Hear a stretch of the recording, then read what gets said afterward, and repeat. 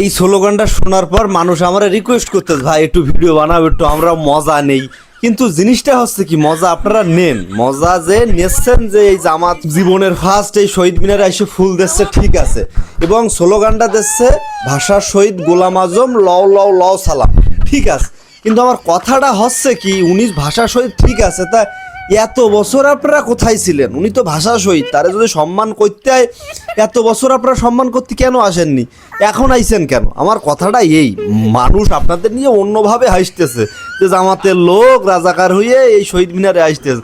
এই বিষয়টা আমি মানে এইটা নিয়ে আমি হাসতেছি না, কারণ আসতে পারে স্বাধীন বাংলাদেশ, যে যার ভুল বোঝাবুঝি পরে আসতে পারে। কিন্তু আপনাদের একটা নেতা গোলাম আজম সাহেব, সে ভাষা শহীদ, আপনারাই কিন্তু বলতেছেন যে সে ভাষা শহীদ গোলাম আজম, কিন্তু সে রে এত বছর আপনারা মনে করেননি?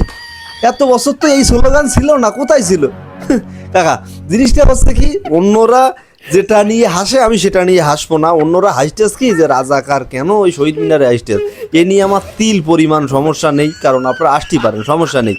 কিন্তু আমার সমস্যাটা হচ্ছে যে মানুষটাকে সম্মান করতে হবে, শুরু থেকে করতে হবে। এখন কেন সম্মান করতে হবে? এখন আপনি কোন, সে তো ভাষা শহীদ, সে তো 71 সালে আপনাদের কথা মতো সেও ভাষা শহীদ। তাহলে এতদিন আপনারা কোথায় ছিলেন কাকা? আসসালামু আলাইকুম, ভুল ত্রুটি ক্ষমা সুন্দর দৃষ্টিতে দেখবেন।